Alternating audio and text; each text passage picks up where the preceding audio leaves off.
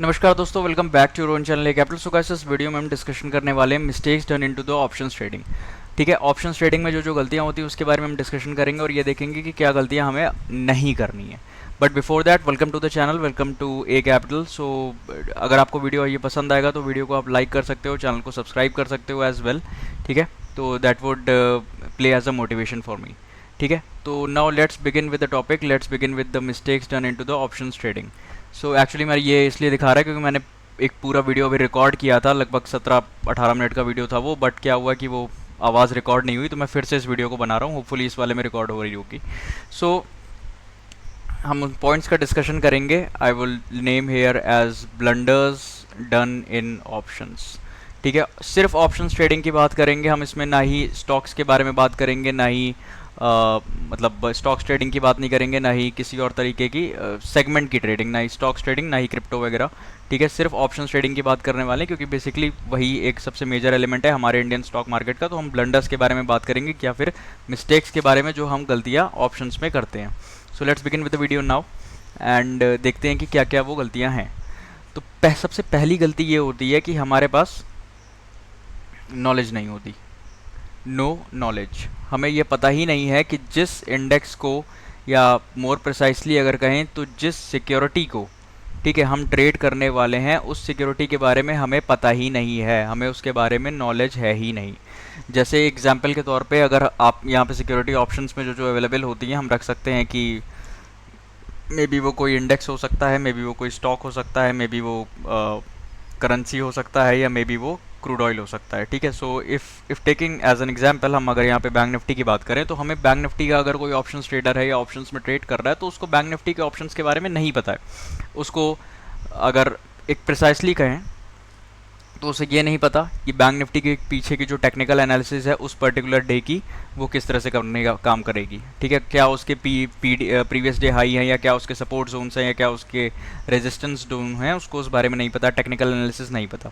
उस सिक्योरिटी में क्या न्यूज़ है, उसके क्या इंपॉर्टेंट कॉन्स्टिट्यूएंट्स हैं, उसके क्या इंपॉर्टेंट वेटेज स्टॉक्स हैं जिनमें कोई इंपॉर्टेंट न्यूज़ आ सकती है, या जिनमें कोई इंपॉर्टेंट फंडामेंटल न्यूज़ चल रही है, तो उसके बारे में भी उसे नहीं पता। अगर उसको इन चीज़ों के बारे में नहीं पता और वो स्टॉक को या उस पर्टिकुलर इंडेक्स को ट्रेड कर रहा है विदाउट एनी नॉलेज, तो उसको गलत डायरेक्शन में वो लेके जा रहा है अपनी ट्रेडिंग को, बिकॉज उसे ये पता ही नहीं है कि वहाँ पे मेजर न्यूज़ या मेजर इंपॉर्टेंट इवेंट क्या होने वाला। जैसे और एग्जांपल के तौर पे लें तो यहाँ पे फेड मीटिंग हो सकती है, एमपीसी मीटिंग हो सकती है, मॉनेटरी पॉलिसी कमेटी।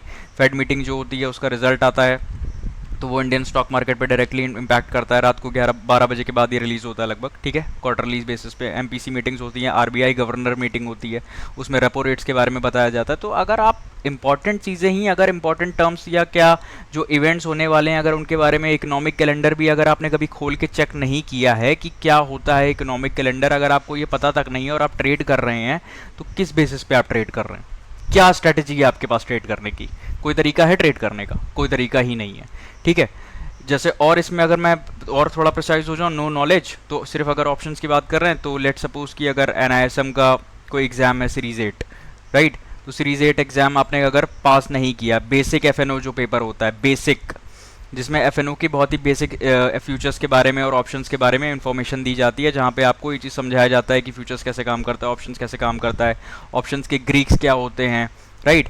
अब ऑप्शंस में ट्रेड कर रहे हो, उनके ग्रीक्स नहीं पता, बेसिक स्ट्रेटजीज होती हैं, बुल कॉल, ठीक है, bull call, bear call, iron condor, iron butterfly, ratio spreads. ठीक है, इसके अलावा जेड लिजर्ड स्ट्रेटजी थोड़ी एडवांस स्ट्रेटजीज में होती हैं। जेड लिजर्ड पे एक वीडियो भी आप चाहो तो चेक कर सकते हो। Z lizard strategy, reverse Z lizard strategies होती हैं। ठीक है, और भी बहुत सी मल्टीपल स्ट्रेटजीज होती हैं, protective collar, delta hedging, protective put, ठीक है, कॉलर स्प्रेड, प्रोटेक्टिव कॉलर नहीं, कॉलर स्प्रेड। तो इस तरह की बहुत सी स्ट्रेटजीज होती हैं। ठीक है, तो अगर आपको स्ट्रेटजीज ही नहीं पता और आप उसको जाके ट्रेड कर रहे हो, तो पहले आप बेसिक्स तो समझ लो। तो आपके पास नॉलेज ही नहीं है, आप फिट ही नहीं हो, you are not fit, we are not fit into trading for options. आपको स्ट्रेटजीज नहीं पता, आपको ये भी नहीं पता कि एक को बाय कर सकते हैं तो दूसरे को सेल कर सकते हैं, मार्जिन का बेनिफिट कैसे मिलता है, यही अगर नहीं पता, और ऑप्शंस में अगर आप आके ट्रेड कर रहे हो तो किस बेसिस पर ट्रेड कर रहे हो? तुक्का लगा रहे हो कि ऊपर जा रहा है कॉल खरीद लो, नीचे जा रहा है पुट खरीद लो, 80 से 100 आ गया, अब 100 से ये 200 चला जाएगा, इसको बाय कर लो। या सेलर बने हो तो 500 से गिर के 400 पे आ गया, 400 पे सेल कर दो, 200 का टारगेट लगा दो, नहीं आएगा भाई, वो 400 से 900 चला जाएगा। समझ रहे हो? तो आपके पास बेसिक जो नॉलेज रिक्वायर्ड है, बेसिक जो तरीका रिक्वायर्ड है ट्रेड करने के लिए, बेसिक जो नॉलेज है वो नॉलेज ही नहीं है, नो नॉलेज। पहले नॉलेज तो आप गेन करो, 1 महीना लगाओ, 2 महीना लगाओ, 3 महीना लगाओ, 3 महीने का टाइम लगाओ, तब जाके समझ आएगा, इतनी जल्दी नहीं आएगा। ठीक है, तो पहला पॉइंट हो गया हमारे पास कि नॉलेज नहीं है। सेकंड पॉइंट क्या है? नॉलेज है फिर कोई स्ट्रेटजी ही नहीं है। आपके पास NISM का सर्टिफिकेशन है, आपने एग्ज़ाम भी पास कर लिया है NISM वाला, और भी RA का भी पेपर है आपके पास, ठीक है, आप सर्टिफाइड एडवाइज़र भी बन गए हो, सीरीज 8 भी आपने पास कर लिया है, ये सारी चीज़ें हैं आपके पास, लेकिन आपके पास कोई प्रूवन स्ट्रेटजी ही नहीं है, कोई प्रूवन बैक टेस्टेड स्ट्रेटजी नहीं है जिस पे आप ट्रेड कर सको, जिसको आपने मल्टीपल टाइम तक, बहुत लंबे टाइम तक बैक टेस्ट किया हो। कोई बैक टेस्टेड स्ट्रेटजी नहीं है जिसको आपने 100 बार टेस्ट किया हो, 200 बार टेस्ट किया हो, 500 बार टेस्ट किया हो। नहीं अगर कोई स्ट्रेटजी आपने बनाई है, या नहीं अगर आपने इतनी बुक्स रीड करी है कि जहाँ पे आपको कोई एडवांस सेटअप या एडवांस स्ट्रेटजी के बारे में अगर आपको पता हो, तो आप किसी प्रो ट्रेडर से बात कर सकते हो, या किसी प्रो का आप कोर्स बाय करके उस स्ट्रेटजी को समझ सकते हो, खरीद सकते हो। 8,000 10,000 रुपये जितने का भी आपको मिल रहा हो, कहीं और कम में मिल रहा हो तो वो ले सकते हो। ऐसा नहीं, हर स्ट्रेटजी खराब नहीं होती। ठीक है, उस स्ट्रेटजी को आप बैक टेस्ट कर रहा हो आपने 50 बार, 100 बार, 200 बार, 300 बार, कोई सेटअप ही नहीं है। बेसिक स्ट्रेटजीज पता है, हेज पता है, तो हेज पता है तो आपको बुल कॉल पता है, बियर कॉल पता है, तो वो हर मार्केट में थोड़ी ना काम करेगा। मार्केट ऊपर जाएगी, वहाँ बुल कॉल लगा दिया है तो थोड़ी ना काम करेगा। बुल कॉल तो बहुत सिंपल सी स्प्रेड होती है, लगा दिया क्या काम करेगा? नहीं करेगा। मार्केट ऊपर जाएगी, एसएल हिट करा दोगे आप, कहीं ना कहीं तो स्टॉप लॉस लगा होगा ना, भले ही लिमिटेड होगा लेकिन लॉस तो होगा, ये तो पक्का है। तो हर मार्केट के लिए कोई एक स्ट्रेटजीज जरूर होती हैं जो एडवांस्ड होती हैं, जो काम करती हैं। एसएल आपको छोटा छोटा देंगी, टारगेट्स आपको बड़ा बड़ा देंगे, ऐसा सच में है, स्ट्रेटजीज ऐसी होती हैं। आपको उसे फाइंड आउट करना आना चाहिए, फाइंड आउट का तरीका आपको बताना चाहिए। आप प्रो ट्रेडर से सीखो, कहीं कोर्स बाय करके खरीदो, कोई बुक रीड करके पढ़ो, या प्रो स्ट्रेटजीज ढूंढनी आपको आनी चाहिए। ऑप्शंस में ट्रेड कर रहे हो, अगर स्ट्रेटजी नहीं है, नॉलेज बहुत है, कुछ नहीं होगा। तो ऑप्शंस इज अ कॉम्बिनेशन, आपके पास नॉलेज भी होनी चाहिए, नॉलेज के साथ साथ आपके पास स्ट्रेटजी भी होनी चाहिए, तब आप ऑप्शंस में बनोगे, तब ऑप्शंस में आप टिके रहोगे। एक तो आपके पास ज्ञान हो, और ज्ञान के साथ साथ आपके पास तरीका हो, ठीक है, स्ट्रेटजी हो, तब जाके आप वहाँ पे बनोगे। तो नॉलेज नहीं है, स्ट्रेटजी नहीं है, ट्रेड कर रहे हो, तो किस बेसिस पे ट्रेड कर रहे हो? कोई बेसिस है? निफ्टी इंडेक्स पे ट्रेड कर रहे हो, क्या है कि कल ऊपर जाएगा, क्या है कि कल नीचे जाएगा, या क्या है कल रेंज में रहेगा?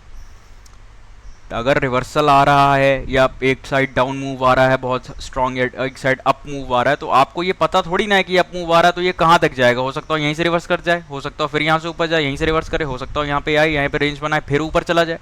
ये किसी को नहीं पता होता। जो कहता मुझे पता है वो आपको बेवकूफ़ बना रहा है। किसी को नहीं पता होता वो कितना ऊपर जाएगा, कितना नीचे जाएगा, ये कोई नहीं जानता, कोई भी नहीं जानता। ये सिर्फ एक स्ट्रेटजी होनी चाहिए। अब आप स्ट्रेटजी है आपके पास, तो ट्रेंडिंग मार्केट में आप क्या करो, टारगेट मत लगाओ, ट्रेलिंग स्टॉप लॉस का कॉन्सेप्ट यूज करो, ट्रेल करते जाओ, जहां तक जा रहा है जाने दो, जहां तक मिल जाएगा मिल जाएगा, हिट हो जाएगा तो कोई बात नहीं, कल कमा लेंगे। ठीक है, तो ये 2 पॉइंट्स हो गए जो कि इंपॉर्टेंट थे। थर्ड पॉइंट जो कि इंपॉर्टेंट है वो है ओवर ट्रेडिंग। ओवर ट्रेड करते हो आप, नॉलेज भी है, स्ट्रेटजी भी है। स्ट्रेटजी अलाउ करती है 2 trade a day, knowledge allow करती है कि 1 ट्रेड या 2 ट्रेड अ डे। ठीक है, एकदम डिसिप्लिन होने वाला। आपका मन अलाउ करता है कि 9 बजे से 10 बजे तक हमने कितना किया, 2 ट्रेड किया, 10 बजे से लेके हमने 11 बजे तक फिर कर लिया 1 ट्रेड, 11 बजे से लेके 1 बजे तक हमने कर लिया 4 ट्रेड, 1 बजे से लेके 3 बजे तक हमने कर लिया फिर से 3 ट्रेड। ठीक है, 3 बजे के बाद हमने बंद किया, और ओवरऑल यहाँ पे 2 ट्रेड में हमें 3,000 का प्रॉफिट हो गया था। लेकिन हमने ये जो एक्स्ट्रा ट्रेड करी, ये 2, 1 3, 4 7 और 3 10 ट्रेड हमने कर डाला, और हम नेट क्या किया हमने, जहाँ पे हमें ब्रोकरेज पे करना था 40 रुपये, 50 रुपये, 80 रुपये, 80 रुपये में ब्रोकरेज पे करना था, वहाँ पे हमने ब्रोकरेज पे किया 10 के हिसाब से 200 रुपये। ठीक है, 10 ट्रेड के हिसाब से 20 रुपये पर ऑर्डर, राइट। सॉरी, तो यहाँ पे हमारा ब्रोकरेज जाता कितना, अगर यहाँ पे 2 रुपये 2 ऑर्डर हमारे होते और पर ऑर्डर पे हमारा जो है 1 बाय और 1 सेल होता, तो यहाँ पे कितना होता? ठीक है, 20 रुपये जीरोधा में लगता है तो कितना होता? 40 रुपये आप पे करते हैं यहाँ पे 1 बाय 1 सेल पे। यहाँ पे आपके 10 बाय और 10 मतलब 5 बाय और 5 सेल है, तो 200 रुपये हो गया। जहाँ पे आप ब्रोकरेज पे करते हैं यहाँ पे 40 रुपये, आपने ब्रोकरेज पे किया 200 रुपये, 160 रुपये ज़्यादा ब्रोकरेज पे किया। ठीक है, अगर आपका ब्रोकरेज जीरो वाला है तब भी बच जाओगे, लेकिन फिर भी ओवर ट्रेडिंग में तो लॉस करोगे ना कहीं पे। तो ब्रोकरेज का आपने एक्स्ट्रा पेमेंट किया और ओवर ट्रेडिंग कर ली। ये जो चीज़ है ना, ये साइकोलॉजी प्रॉब्लम है। इसको कोई ठीक नहीं कर सकता, कोई नहीं ठीक कर सकता, बड़े बड़े ट्रेडर्स के साथ ये दिक्कत होती है। साइकोलॉजिकल अगर ये प्रॉब्लम है तो ये तो इसे आप ही कंट्रोल करो, स्टॉइसिज्म के बारे में पढ़ो। आई वुड सजेस्ट कि अगर आपको इसके बारे में नहीं पता तो अगर आपको फिर ट्रेडिंग के बारे में बहुत कुछ नहीं पता। Stoicism, just search about this topic stoicism, और इस पे जो बुक्स हों उसके बारे में पढ़ो कि स्टॉइसिज्म कैसे काम करता है, ठीक है। अगर स्टॉइसिज्म समझ में आएगा तो ओवर ट्रेडिंग अपने आप बंद कर दोगे। तो ये दिक्कत है। चौथा पॉइंट पे आते हैं हम। चौथा पॉइंट क्या है हमारा? चौथा पॉइंट है हमारा, आपको गैम्बलर का दिमाग है आपका।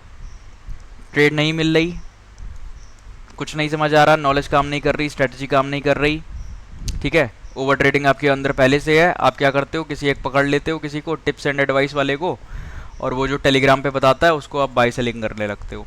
एक दिन आपने कर लिया, मैंने एक रियल एग्जांपल बता रहा हूँ। एक लड़के को मुझे पता है, वो 25,000 रुपये थे उसके पास, वो टेलीग्राम टिप में उस पर काम किया, 25,000 से एक दिन ओके हो गए, एक दिन में वो 25,000 60,000 हो गए, 60,000 के अगले दिन वो हो गए लगभग 90,000। 2 दिन में उसने इतना प्रॉफिट कर लिया, ठीक है। अब उसके अंदर आ गया ग्रीड, अब ये 25 से 90 आ गया, उसने सोचा अब तो ये 90 से सीधे हो जाएगा 10 लाख। रियल एग्जाम्पल है ये। और वो हुआ क्या, वो 90,000 एक दिन में वो 90,000 रुपये बचा था उसका 10,000 रुपये।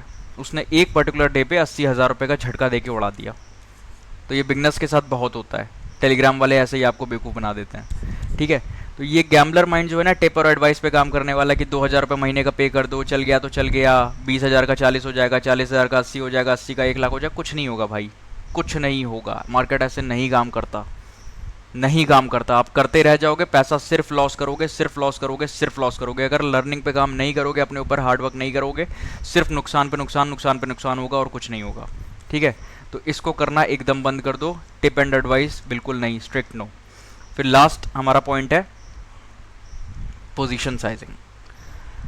कैपिटल चाहे जो भी हो, पोजीशन साइजिंग रखने का आपको तरीका आना चाहिए। अगर मैं 10,000 20,000 के कैपिटल है और तुम बायर हो तो हम उसकी बात नहीं कर रहे हैं। 1 लाख का कैपिटल है, 2 लाख का कैपिटल है, ठीक है, थोड़ा सा ठीक ठाक कैपिटल, थोड़ा बड़ा कैपिटल है, बहुत बड़ा भी नहीं है। यहाँ पे इसको भी बहुत से लोग कहेंगे ये कोई कैपिटल नहीं है, लेकिन इतना बड़ा कैपिटल है, तुम्हारी पोजीशन साइज होनी चाहिए यहाँ पे 60 या फिर 45, ठीक है। अब वहाँ पे पोजीशन साइजिंग है, हैज करके लगा दी ऑप्शन सेलिंग को, वहाँ पे आप 200 क्वांटिटी उठा ली आपने, वहाँ पे आप 175 क्वांटिटी में ट्रेड कर रहे हो, तो पोजीशन साइजिंग गलत है तो कुछ नहीं होगा, ठीक है। आपके पास नॉलेज भी होगी, आपके पास स्ट्रैटेजी भी होगी, आपके पास ओवर ट्रेड भी आप नहीं करते होगे, 2 ही 3 ट्रेड करते होगे, ठीक है। आपका दिमाग गैम्बलर वाला भी नहीं होगा, टेलीग्राम और उसमें आप काम नहीं करते होगे, लेकिन फिर भी अगर आप जहाँ पे अगर आपको 60 क्वांटिटी में ट्रेड करना है, वहाँ पे आप अगर 300 क्वांटिटी में ट्रेड करोगे, it is going to cost you a lot, it is going to cost you a lot. जैसे मैं अपनी बात करूँ तो I was trading with around 4L 5L last year, so मेरा जो एक्चुअल साइज़ जो मेरी होनी चाहिए थी वो 75 क्वांटिटी की मुझे अलाउड थी, लेकिन मेरा माइंडसेट ऐसा था कि मैं कभी उसमें 250 क्वांटिटी, 300 क्वांटिटी, 370, 390 क्वांटिटी, 360 क्वांटिटी, इससे नीचे मैं ट्रेड नहीं करता था। और 2-3 महीने ट्रेड करके मैंने अच्छे खासे लॉसेस किए। जब मुझे ये चीज़ समझ में आई कि मेरी क्वांटिटी अलाउड इतनी है, मैं इतनी क्वांटिटी में ट्रेड कर रहा हूँ, फिर मैंने इतनी क्वांटिटी में ट्रेड करना शुरू किया। तो ट्रस्ट मी, जब मैंने इतनी क्वांटिटी में ट्रेड करना शुरू किया, आई स्टार्टेड सीइंग कि ये ट्रेडिंग मेरी बहुत बेटर हो रही है। मैंने 75 क्वांटिटी में भी उतने बड़े प्रॉफिट्स किए जितना मैं इनमें छोटे छोटे जितने मैं पॉइंट कर लेता था। जैसे 300 क्वांटिटी में ट्रेड करके मैंने मान लो 20 पॉइंट लिया तो 6,000 का प्रॉफिट कर लिया। और फिर जब मैंने 75 क्वांटिटी में ट्रेड करने का स्टार्ट किया, तब भी मैंने 90 पॉइंट और 80 पॉइंट बुक किए, राइट, क्योंकि मेरी ट्रेडिंग चेंज हो चुकी है जब तक। अब यही चीज़ अगर मैं 300 क्वांटिटी के साथ कर दूँ, 90-80 पॉइंट तक हो, तो मेरा 30-35,000 का प्रॉफिट हो सकता है। लेकिन आई स्टार्टेड रियलाइजिंग कि ये मैं गलत कर रहा हूँ। मेरी क्वांटिटी जितनी छोटी होगी, आप ट्रेड में तभी तक बने रहोगे। तो एक बार रिवाइज कर लेते हैं सारे पॉइंट्स को कि क्या गलतियाँ हैं, ठीक है। एक चीज़ है, आपके पास नॉलेज नहीं है, पहला पॉइंट नॉलेज नहीं है। दूसरा पॉइंट स्ट्रैटेजी नहीं है। तीसरा पॉइंट ओवर ट्रेडिंग कर रहे हो, बार बार ट्रेड करते हो, ठीक है। चौथा पॉइंट आपका दिमाग गैम्बलर का है, गैम्बलर माइंड है आपके पास। और चौथा पॉइंट आपकी पोजीशन साइजिंग गलत है। इन गलतियों को अगर आप हटा दोगे, देखो नॉलेज और स्ट्रैटेजी में तो आपको खुद से काम करना होगा। इसमें आप किसी का कोर्स खरीदो, किसी की स्ट्रैटेजी खरीदो, उसको बैक टेस्ट करो, किसी प्रोफेशनल ट्रेडर की जीरोधा कैपेसिटी पढ़ लो, या फिर कोई और स्टॉक स्कूल पढ़ लो फेस का, या कुछ भी जहाँ से नॉलेज आपको गेन हो सकती है। बाइबल ऑफ ऑप्शंस बुक पढ़ लो, जितनी भी किताबें पढ़ सकते हो सब पढ़ डालो, ठीक है। Inside the mind of a trader और इस तरीके की जितनी भी किताबें हैं, ये सब आप पढ़ डालो, लेकिन नॉलेज में आपको काम करना पड़ेगा। फिर नॉलेज के बाद किसी प्रो की स्ट्रैटेजी भी खरीदनी पड़ेगी, ठीक है। तो जब आप ये चीज़ें करोगे तब आपको समझ में आएगा कि आप क्या मेजर मिसिंग था आपके अंदर, क्या आप गलती कर रहे थे बार बार। ठीक है, फिर उसके बाद ये जो 3 पॉइंट है ना, ओवर ट्रेडिंग, गैम्बलर माइंड और पोजीशन साइजिंग, ये आपकी साइकोलॉजी है। ये अगर आप ये आपको खुद से ठीक करना पड़ेगा, इसके लिए कोई किताब नहीं है। किताब में पढ़ भी लोगे यही लिखा रहेगा, ओवर ट्रेडिंग नहीं करना, गैम्बलर माइंड नहीं करना, पोजीशन साइजिंग कम रखना, बुक में लिखा यही रहेगा, लेकिन जब लाइव में आओगे तो फिर वही करो। 75 क्वांटिटी है, नहीं लगाएंगे 375 क्वांटिटी, 10 पॉइंट मिला तो 3,500-4,000 बन गए, बंद करो। ऐसा नहीं होता, ये गलत तरीका है, ऐसे ट्रेड नहीं कर सकता। कोई स्ट्रैटेजी होगी जो हर तरीके के मार्केट में काम करती होगी, कुछ ना कुछ एडवांस सेटअप होगा जो मतलब मोस्ट ऑफ द मार्केट में काम करेगा। तो आपको इसे फाइंड आउट करना पड़ेगा। ये you have to work on your knowledge, you have to work on your self, then you will become a trader. It's not so easy, it's not that much amount of easy कि आप ऐसे करो और अगले दिन उठाओ तुक्का चल गया तो बन जाएगा। तो ये तुक्केबाजी नहीं है, इसीलिए तो 90% लोग लॉस करते हैं, शायद और ज़्यादा करते होंगे।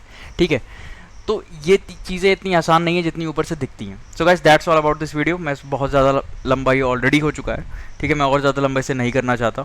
So that's about this video. Video अगर अच्छा लगा तो चैनल को सब्सक्राइब करना, वीडियो को लाइक ज़रूर करना अगर आपको वीडियो जो है पसंद आई है तो, ठीक है। और अपना जो पॉइंट है, जो तरीका आप लगाते हो या बताते हो ट्रेडिंग्स में लॉसेस से बचने के लिए, उसको कमेंट डाउन करके ज़रूर शेयर करना। That's all about it. Thanks for watching. Do like the video, subscribe the channel as well. Thank you, thanks for watching.